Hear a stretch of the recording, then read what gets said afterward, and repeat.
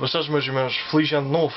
Espero que este ano de 2014 seja para vocês abençoado e que procuram de alguma maneira interiorizar mais aquilo que interessa na vida.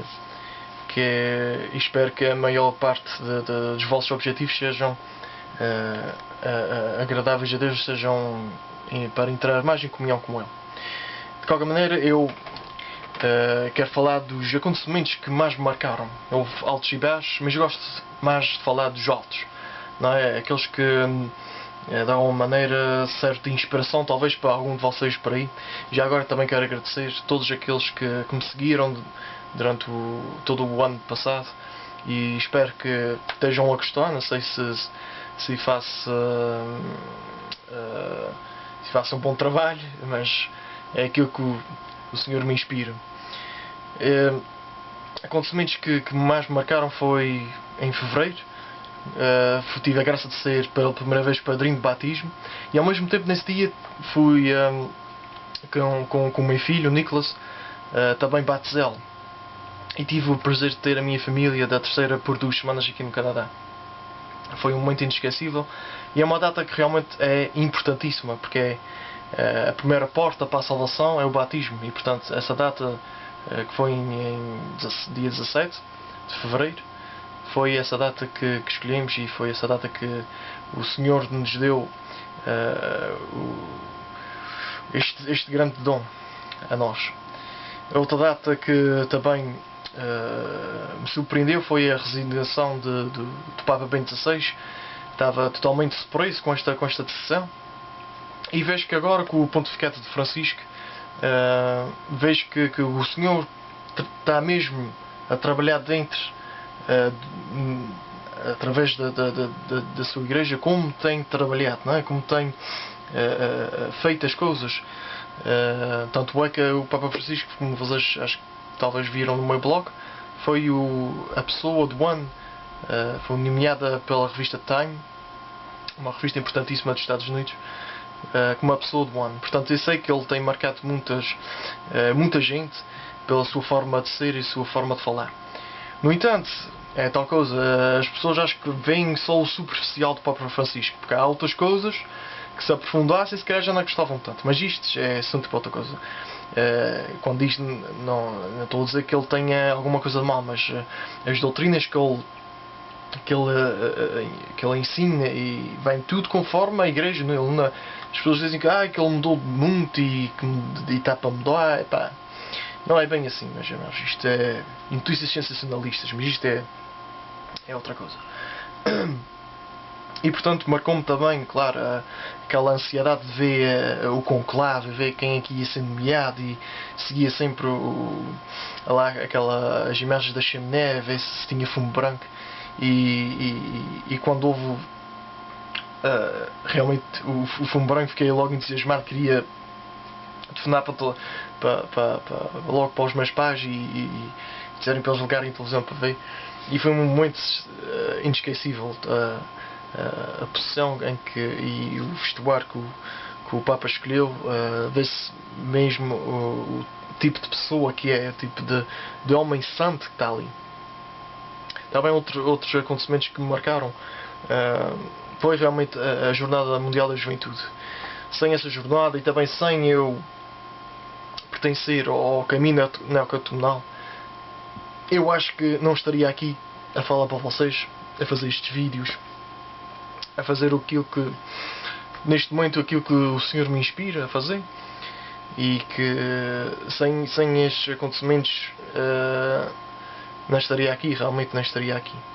E que foi um momento decisivo, e tive que pensar muito bem naquilo que o Senhor me dizia, não é? Para fazer este blog e dar a cara, não é? para com que aquilo que a Igreja proclama e ensina e tudo. Outros acontecimentos também que marcaram foi os conflitos, não é? Este é um momento não muito alto, mas a guerra da Síria, do Egito e os desastres nas Filipinas foi um momento também que marcou bastante. me marcou bastante, porque é nestes momentos que a gente normalmente pergunta: "Epá, mas onde é que está Deus nisto? Porquê que existe sofrimento? Porquê que existe guerras? Porquê que não há paz?" Um dia vou fazer um vídeo para vocês tentar elucidar mais ou menos porque é que existe tudo isso. Mas que foi marcante, porque houve um dia que o Papa marcou para a gente fazer eu agora sei a palavra em inglês: fast, do a fast, jejum, é isso, fazer jejum para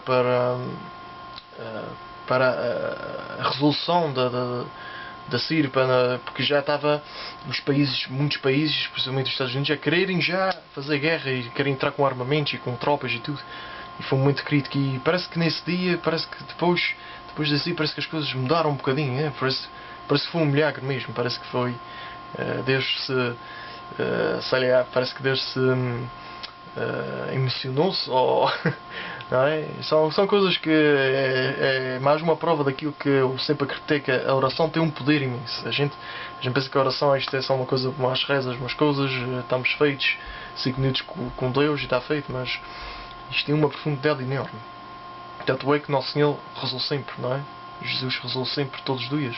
A gente vê isso pelo Evangelho. Rezou muito, muito, muito, muito. Era um homem da oração. E também marcou a operação do meu filho, que ele teve que fazer uma operação cirúrgica, da qual foi, não sei, parece que, e disse mesmo: Senhor, está tudo nas tuas mãos. Né? Não entrei em desespero, não chorei, realmente não me preocupei. Estava tudo nas mãos de Deus. Acontecesse o que acontecesse, havia de separar, e correu tudo bem.